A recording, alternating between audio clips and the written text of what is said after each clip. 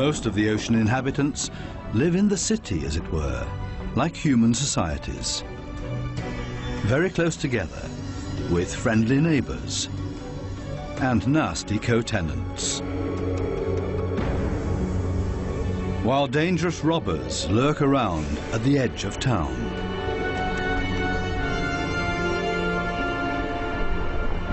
To assert yourself here, you have to be equipped with all kinds of tricks and clever strategies, or lie and cheat. Coral reefs are the largest structures in the world. They're giant submerged metropolises.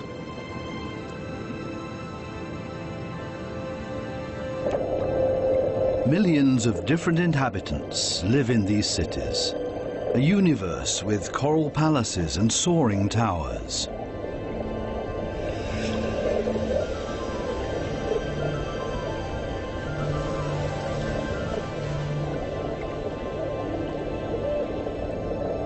Every neighborhood has a chief. The entire street belongs to this guy. No trespassing, okay? A typical large city with all the noise and ruckus.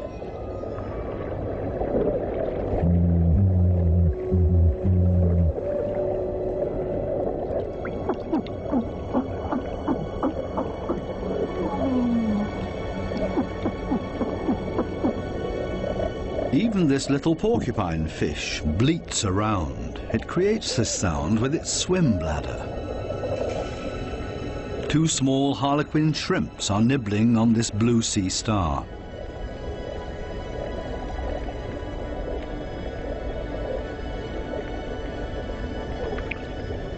If someone else shows up, he will catch hell.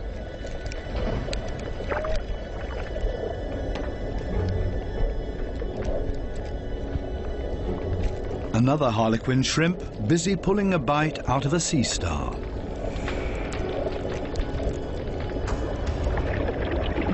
Moray eels in disagreement.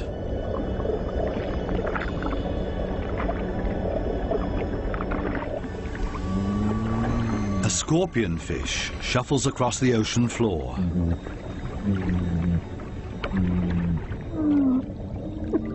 Everything and everybody makes a lot of noise. A boxer crab threatens everybody that comes by, holding two poisonous anemones in its claws. At least the anemone reef looks peaceful. Or does it? The clownfishes are having a huge squabble. Who does this anemone belong to? We can hardly see this fish, but he's easy to hear, a crocodile fish. Does this giant puffer fish hear something?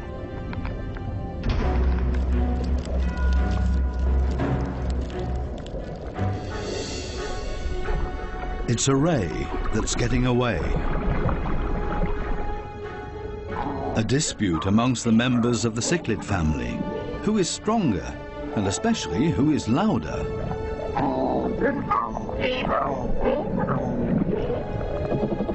Two Walkman fish are noisily trying to woo a female.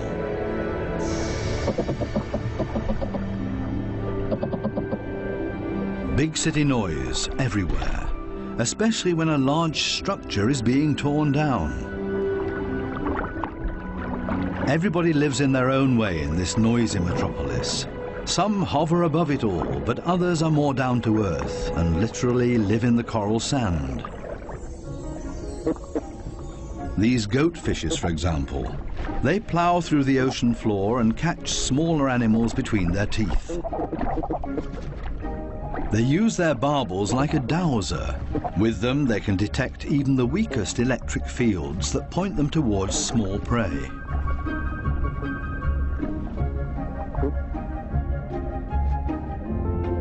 These gobies also dredge through the sand and feed on what they find in there.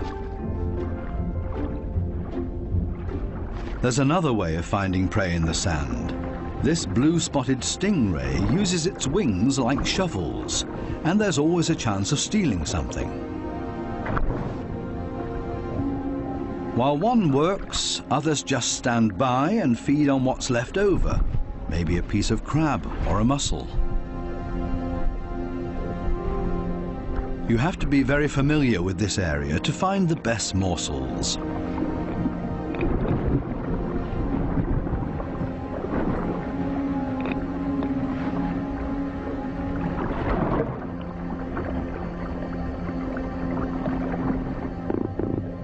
This triggerfish uses a strong stream of water. The fish blows away the sand to unearth whatever is hidden inside it. Others are quick to steal whatever they can.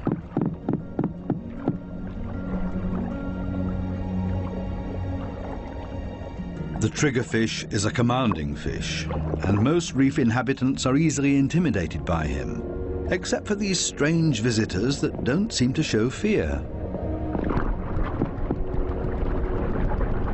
In any case, it's best to cover them up with sand.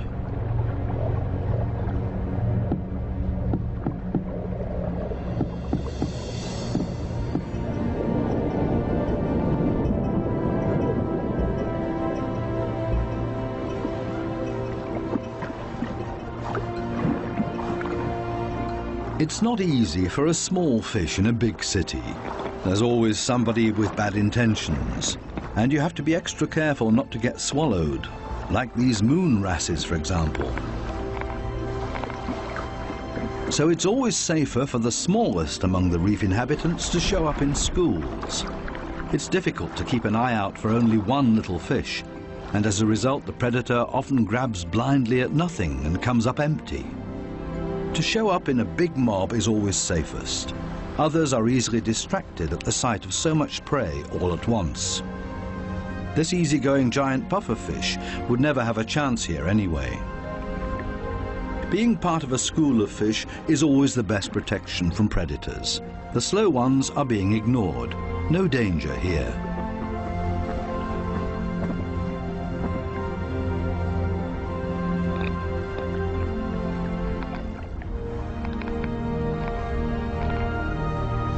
The school distributes the danger. If there are 1,000 fishes, any of them can be the target, and 999 are going to be just fine.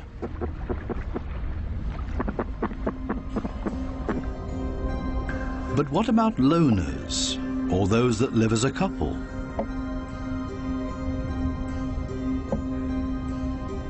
Seahorses, for example, camouflage themselves to look like the coral branches they're holding on to.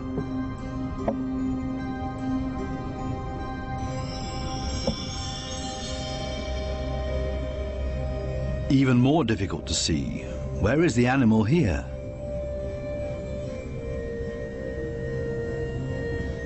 Only the eye betrays this trumpetfish's camouflage.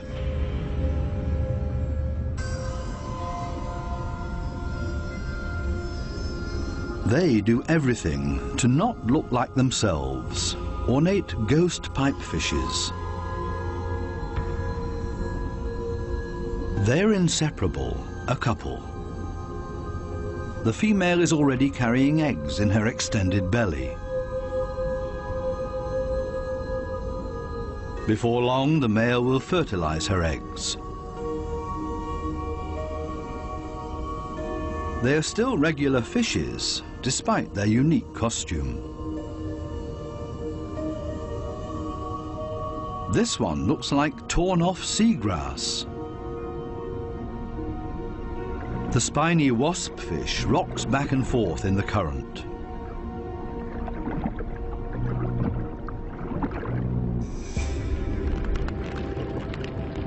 Not a monster, but ingenious camouflage. A spider crab that's decorated its head with a sponge. This will deter any predator.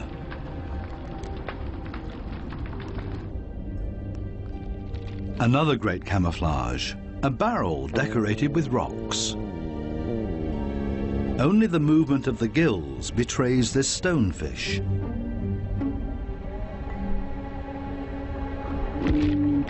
Even a smack with a fin doesn't bother him.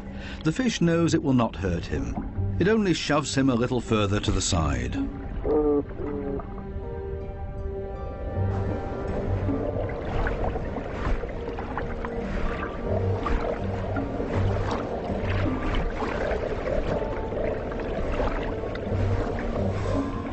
Similarly tough are its cousins, the scorpion fishes. They lie there as if dead, especially when others around them freak out. And even when moray eels fight with lionfishes for food.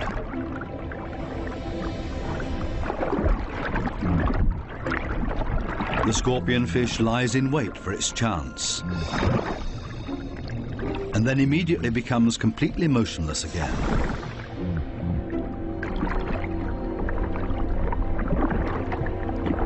The only difference is that it raises its dorsal fins with the poisonous barbs inside, is completely still but now also armed. This large anglerfish virtually blends into the background tangle of algae and leaves. Right now, the anglerfish is on high alert. It ejects a large cloud in order to throw off predators. It's not the time to feed or catch anything. Its angling rod is lying flat on the fish's back. The white tip at the end of the rod is used to lure prey. The anglerfish feels threatened by something. Finally, it gives up its camouflage and moves further over, using its fins to float. As soon as the fish retracts the fins, it sinks to the ocean floor. Anglerfishes come in all kinds of shapes and sizes. Their trick is ingenious, using the angling rod as a lure. And every curious little fish becomes dinner. Many animals, including ocean inhabitants, communicate with a mixture of sounds and behavior. Everybody has to look out for their own survival in this metropolis of ocean inhabitants. But it seems maybe not quite everybody does it by themselves.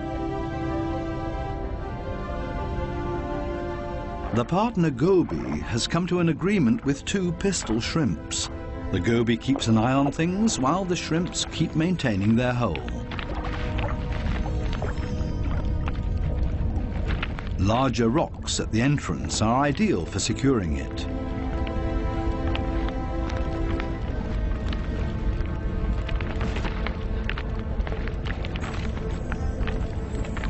They're an experienced team. The shrimps keep in constant contact with the goby and even massage the fish's belly. The goby will get nervous without these gestures from the shrimps.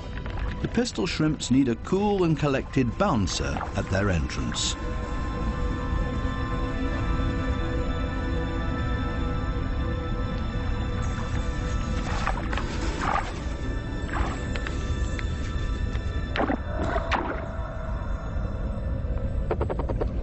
Teamwork. This is where the anemones settle with their poisonous tentacles. Whoever gets caught by those will pay for it dearly or lose their life.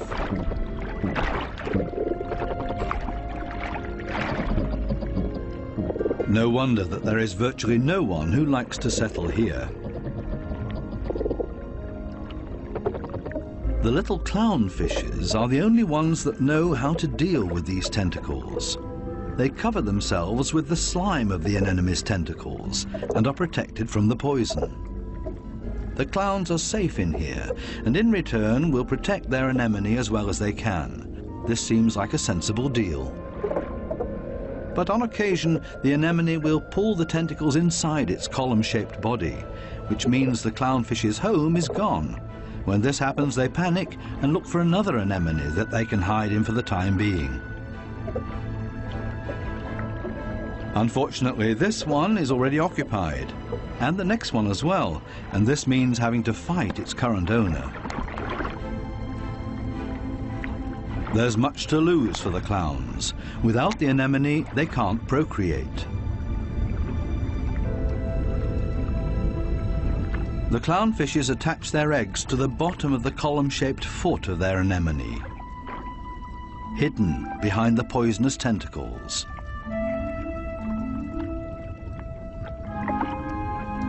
Both male and female tend to the eggs.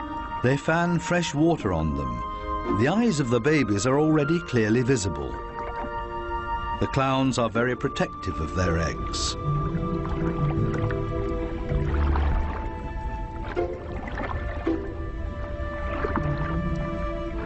It takes the two of them to protect their offspring, and only in conjunction with the anemone. Everybody in the reef has to take special care of their young. If they don't, it means their species will simply die out. So it's not surprising that everybody gives it their best effort.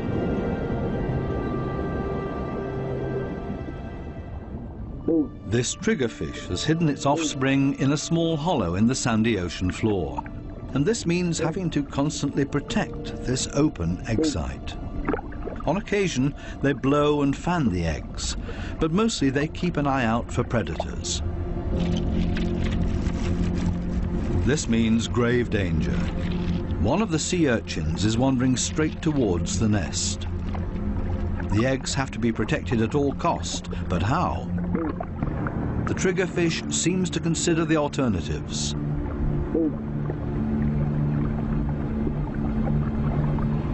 But then it blows and then rams the sea urchin. Again and again until it breaks, the sea urchin's guts spill out into the open. A few more hits for good measure. The danger has been averted. Everything else is easy.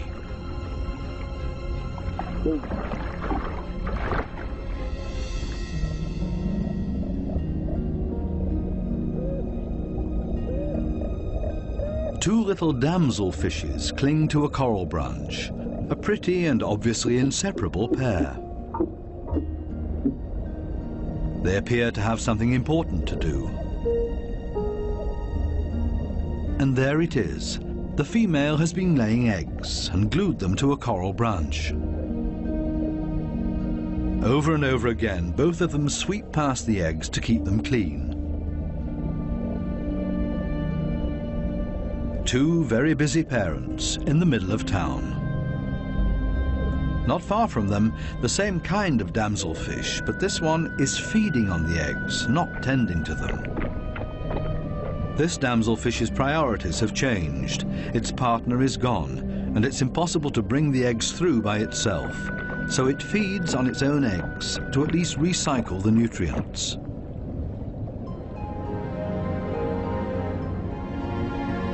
There are many different strategies to give one's offspring a good start. Some are surprisingly easy.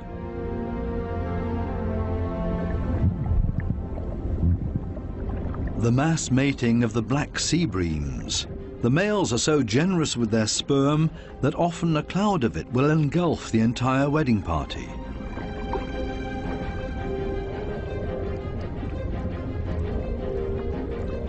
Countless couples and constantly in motion. A predator would have a hard time to find its bearings in this schooling behavior.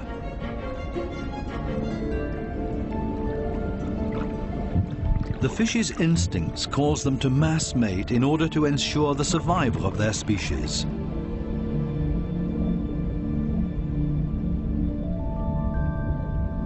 Cardinal fishes have their own clever means of child protection.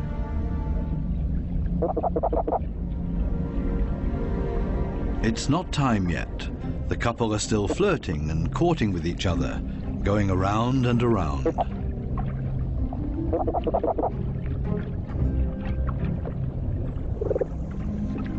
We'll leave them to it and take a detour to a couple not quite as gentle with each other. Monkfishes live in groups, and their nests are very close to one another. As a result, all the fishes are alerted to a predator nearing their nests.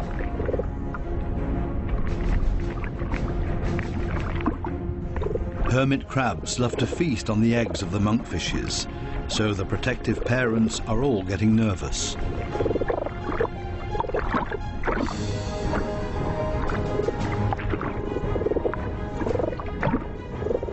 The hermit crab is still far enough away and currently busy with something else. The hermit crab's best defense is its house that it carries around for protection. The patience of the monkfishes is wearing thin.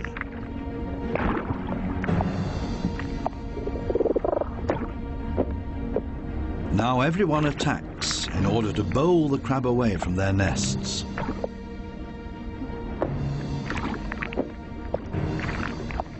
They're clearly telling this hermit crab to take a hike, but they should have stayed with their offspring because there's new danger approaching. A gaggle of rainbow wrasses takes advantage of this unique opportunity and ravages the monkfish nests. The predators are quick, brutal, and in the majority. Most of the monkfish eggs will be devoured. An attack of this kind would never happen to the cardinal fishes because they are mouth brooders and don't have to watch over a nest that's out in the open. The males carry the eggs in their mouths, up to 20,000 of them.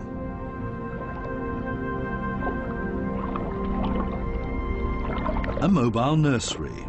They're safe here in their father's mouth, unless, of course, he gets eaten.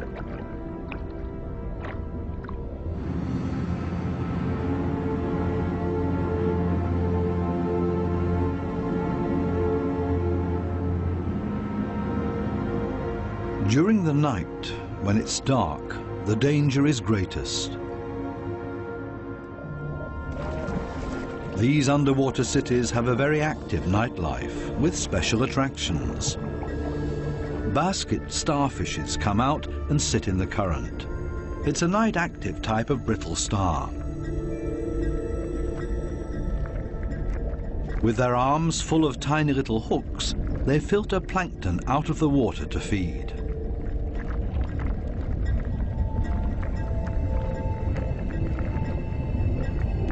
A very elegant feather star.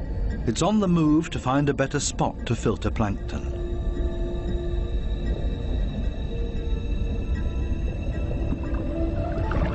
This Spanish dancer is even more graceful and elegant than the brittle stars. It's a type of nudibranch.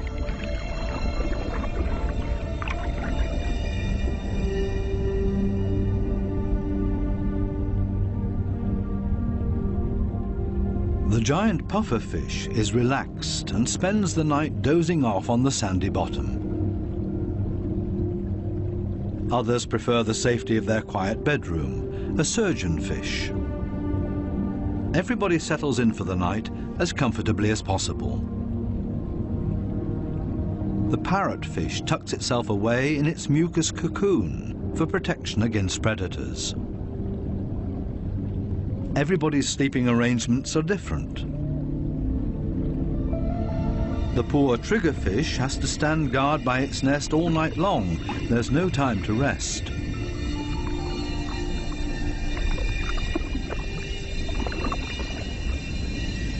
Some of the predators are quite soft-footed.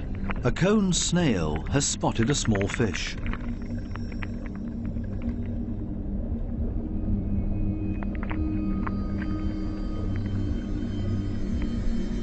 The snail is fast, and the prey disappears in the blink of an eye.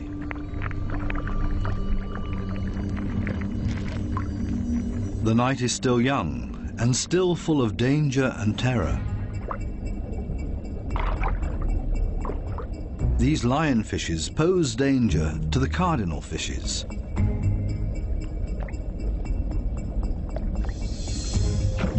Lionfishes suck in their prey.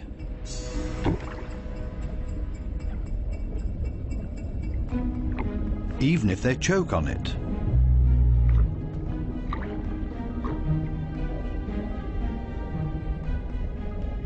They're hanging around waiting for their chance.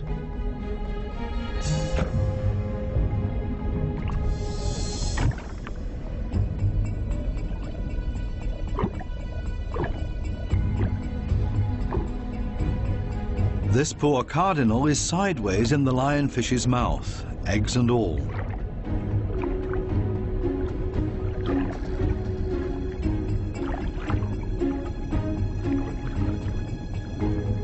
Lionfishes aren't the most elegant predators, with all their attachments and frayed fins. But this is all part of their camouflage. They're harder to see and blend into the background. Outside the reef, the lionfishes hunt as a school. They drive their prey towards one another with their fanned-out fins.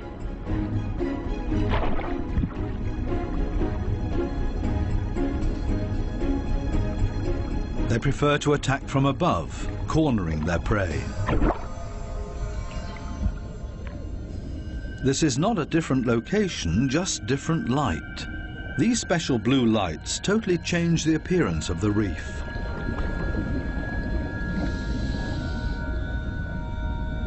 Now we can see that the coral polyps are bright red, and they clearly stand out from their environment.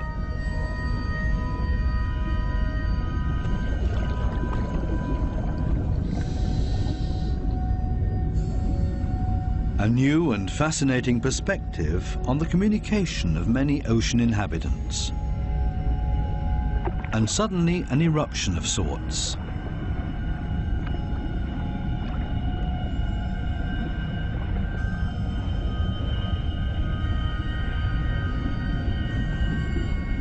It looks like smoke, but in reality it's a type of reproduction. A carpet anemone is ejecting its sperm.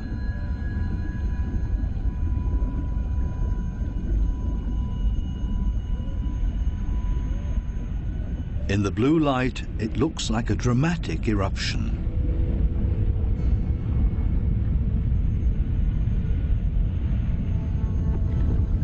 A hermit crab as a magic lantern.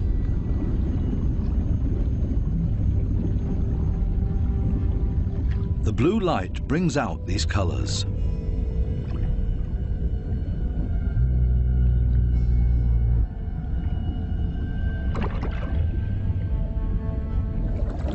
An entire group of lionfishes on a food foray.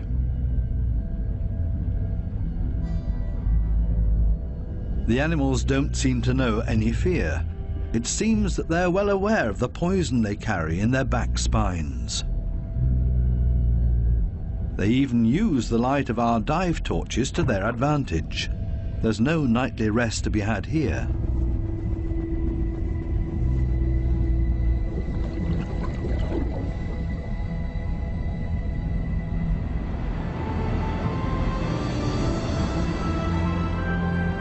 With the first daylight, new life comes into the reef city.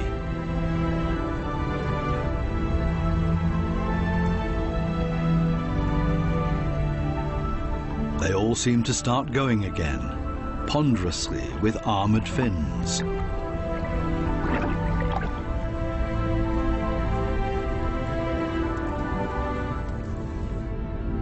As pedestrians, and as light and quiet as possible.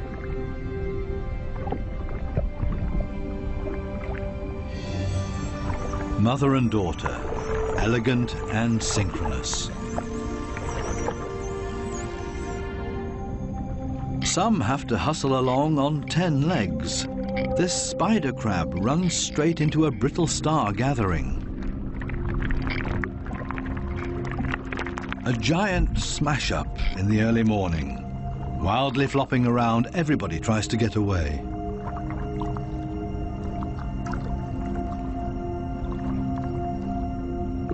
As in every city, there are also shopping opportunities here.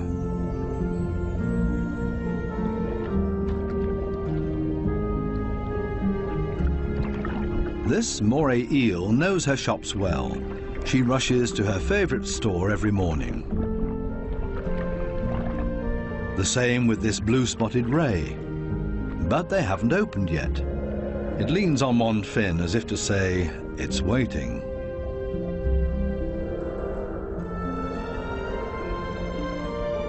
Similar problems in a branch further up. These sweetlips are also waiting to be tended to. Here they come, a little late this morning. The small, cleaner wrasses are starting to open their shop and are hungry. They're ready to rid their customers of parasites. This ray is also being served. It likes to have its gills cleaned. This is a barter business. One side gets cleaned, the other fed. A very fair deal. Clownfishes seem to be excluded from this business because they can't leave their anemone. In their case, the cleaner fishes make house calls.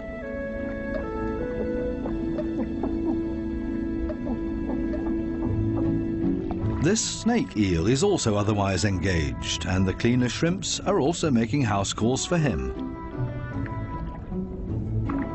Finally, it's the moray's turn. It has a lot of nutritious freeloaders on its skin and in its gills.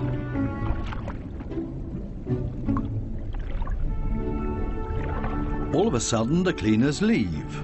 Why?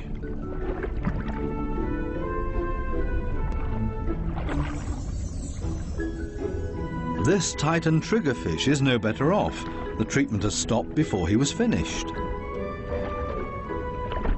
The cleaner fishes have new customers, clients that have never come to see them before, and they're now being preferred over old customers. The point is that these new clients will like the service here so much that they will come back again. The regular customers have to be patient and wait until the new clients are finished. Cleaner fishes operate solely according to economic rules. This guy has also come for the first time and quite enjoys their service.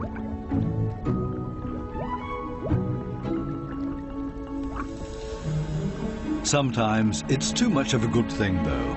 This small black-spotted puffer just wants to look around and is not asking for a cleaning at this time. It swims away quickly and clearly annoyed.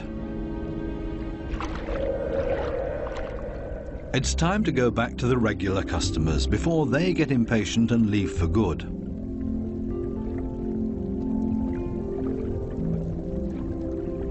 Digging deep where the gills are dirtiest.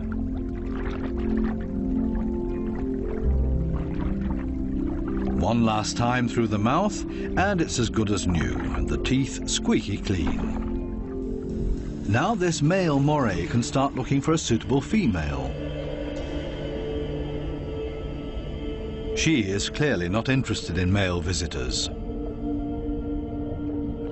This next dugout also does not look encouraging.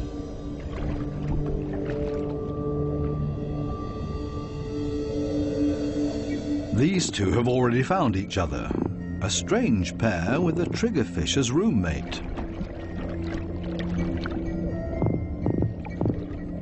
They seem to get along just fine. It's difficult to cut in as a stranger.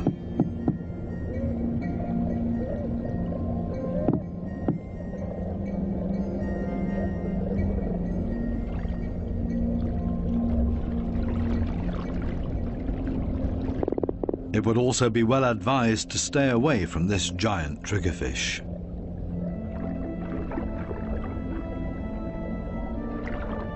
This, on the other hand, might be a different situation.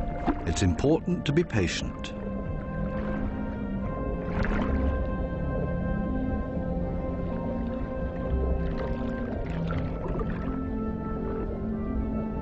This female moray does not seem to be too reluctant. She's showing her teeth, which is not a sign of aggression, quite the opposite. She finally agrees to a date.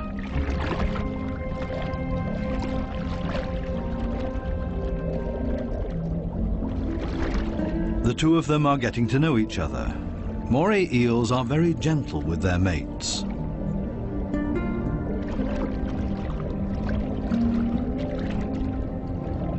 And they're good for another surprise, as partners of a phenomenal hunting party.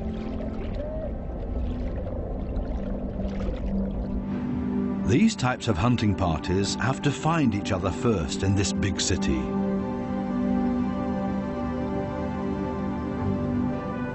The right place for the moray and her partner. The morays cooperate with the groupers. It's not so far-fetched. The grouper hunts in the open and the moray inside the reef. The moray is able to get in between cracks and crevices that the grouper can't get to. Together, they're a strong team. A grouper that's trying to convince this moray to hunt with him. The grouper signals this to the moray by rocking back and forth and shaking for all it's worth. All for nothing. This moray doesn't understand and stays in its cave.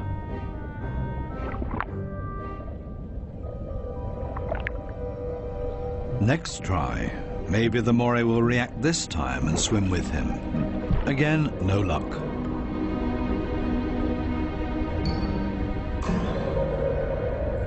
Finally, this moray seems to understand the grouper and is hungry.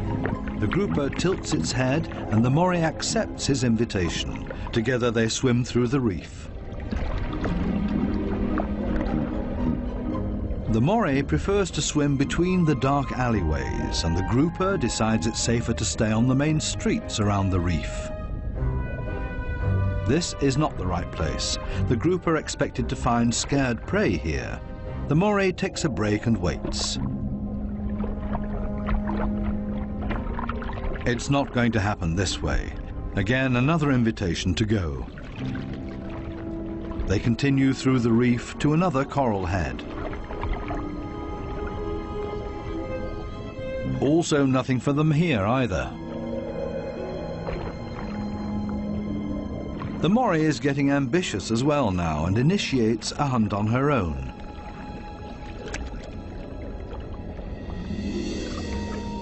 She might be better at finding hunting spots.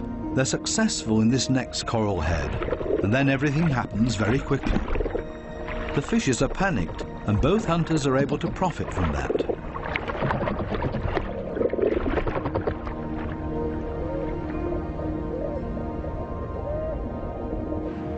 This coral city offers living space for millions.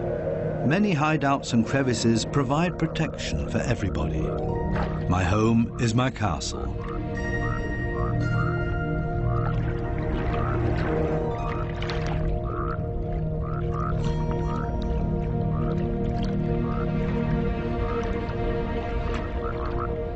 While some escape between sharp corals, others curl up in a ball.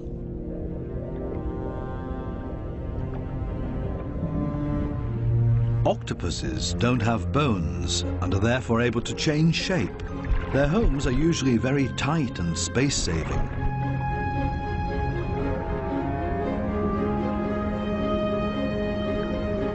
They like to live a bit further apart from their neighbors because they're not necessarily always friends with one another.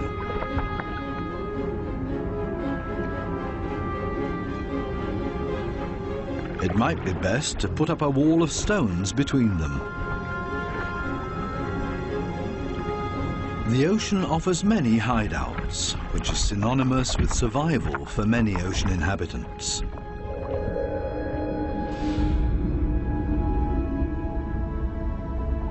They can also be hideouts that nature never intended to be there. Such as this giant wreck, 240 feet deep.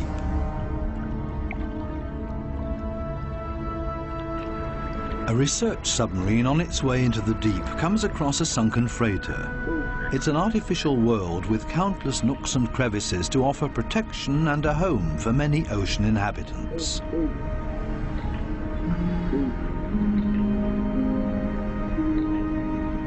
The wreck has long been overgrown with all kinds of sea life. The side of the hull has become a living wall made of corals and sponges.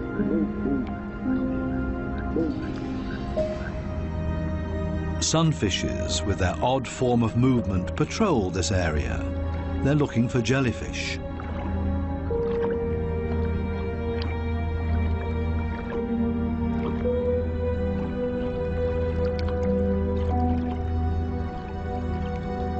In steerage, where the current is strongest, filter feeders have found a new home, such as these sea fan corals. They feed on the tiny plankton particles, a unit that has grown together made of technical, man-made and organic structures. Even the steel anchor has grown a second skin, made of living beings.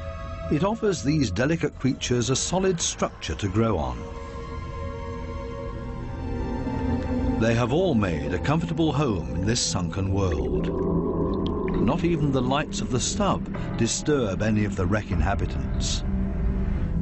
New life has been created out of the tragedy of this sunken ship, the ingenious, life-renewing cycle of nature. The morays are sharing a home. They seem to be exceptionally friendly towards one another. even with this conger eel as their neighbour.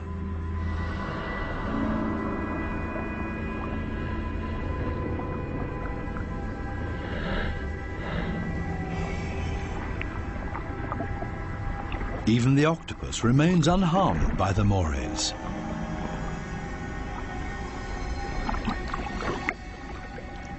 A unique environment made of steel that offers many different opportunities for ocean inhabitants to use it.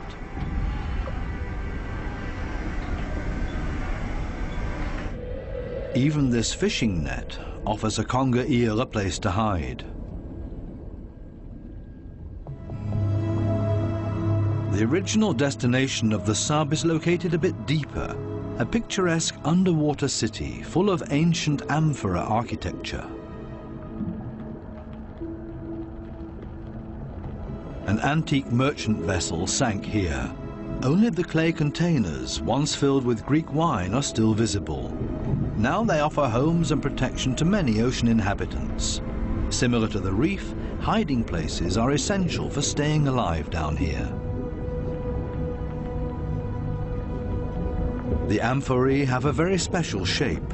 They taper towards the bottom, so they could be stored sitting upright in a layer of sand in the hull of the ship. The amphorae and their precious contents were safe during transport. Spiny lobsters welcome these types of caves. Conger eels also feel safe in this mess of amphorae and shards of clay, as if it was made for them and their slender, long bodies.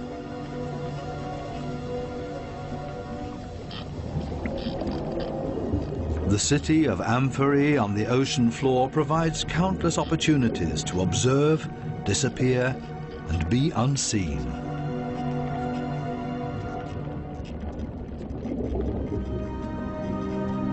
Maybe that's why this city seems to be very calm and orderly, even when the conger eel swims above everybody's abode. Nobody panics because they only have to withdraw slowly into their homes and are safe.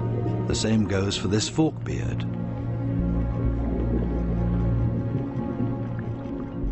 The conger eel's only chance to make prey down here is to hide himself and ambush somebody.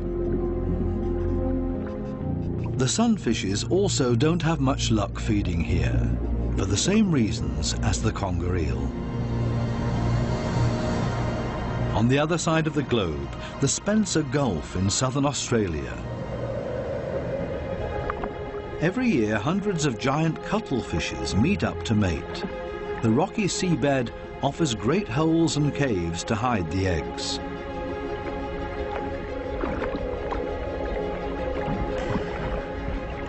The females are smaller than the males and seem to be a bit shy, keeping their arms tucked tightly together.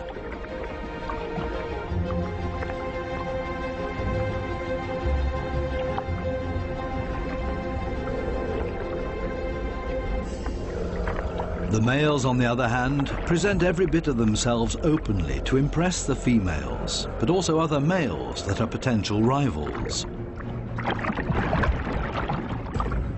When the going gets tough, it's always a good idea to hide behind the safety of a cloud of ink.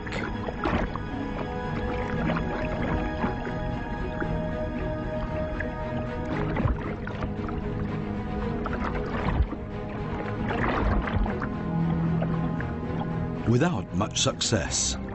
Escape in reverse.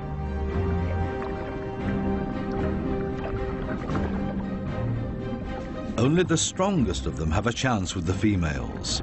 He's a winner and courts his female by changing his color to interesting stripes. She has agreed to mate with him, and they hug tightly. He deposits his sperm package into her mantle opening. Immediately afterwards, she withdraws into one of the caves on the ocean floor in order to avoid courtship from other males. A clear signal. The male is protecting his female from other rivals.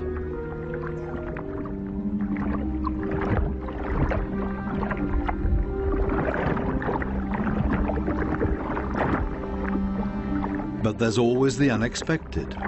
A so-called sneaker male tries to cut in. This male is much smaller and pretends to be another female by acting like one, very demure and shy.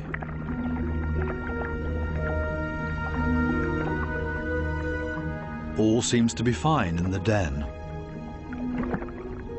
He's busy chasing away other rivals from this new supposed female. Especially now that there are two females under his protection. It can't hurt.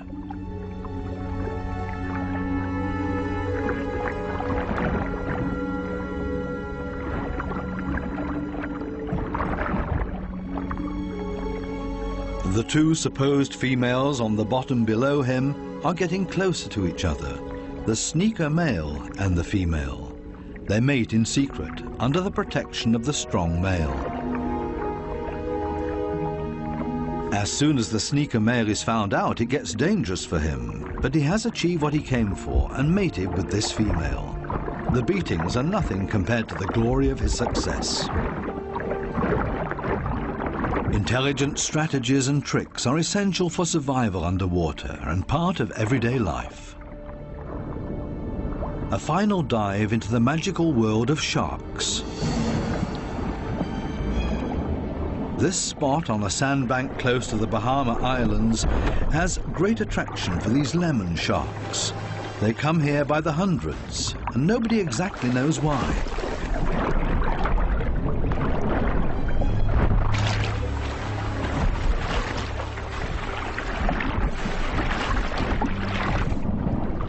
This sandy plateau in the middle of the open ocean is easy for scientists to get to.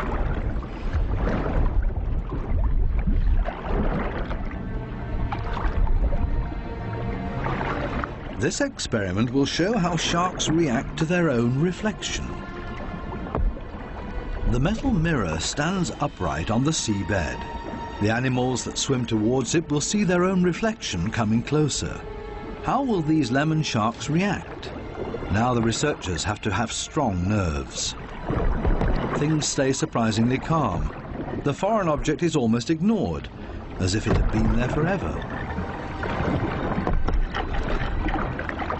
The sharks either swim past it or underneath it.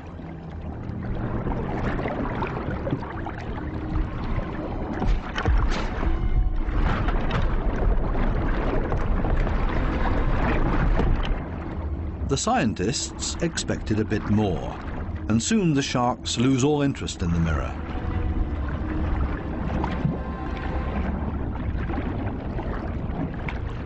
Some sharks even calmly drop to the seabed to rest.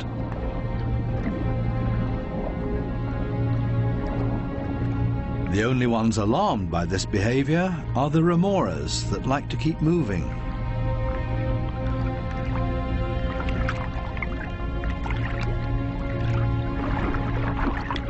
They let go of their shark and see if they can't hitch a ride with a more active individual. Shark hopping. This one isn't a good choice either, so they continue to yet another one.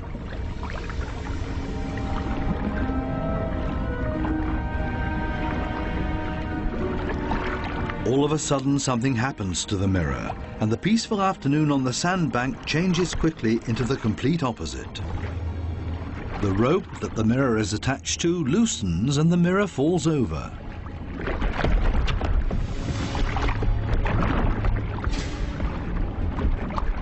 Suddenly, and seemingly out of nowhere, several sharks rush to the mirror and show great interest in it.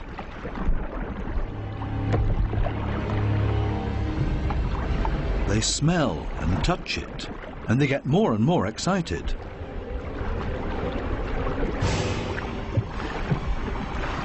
What happened all of a sudden?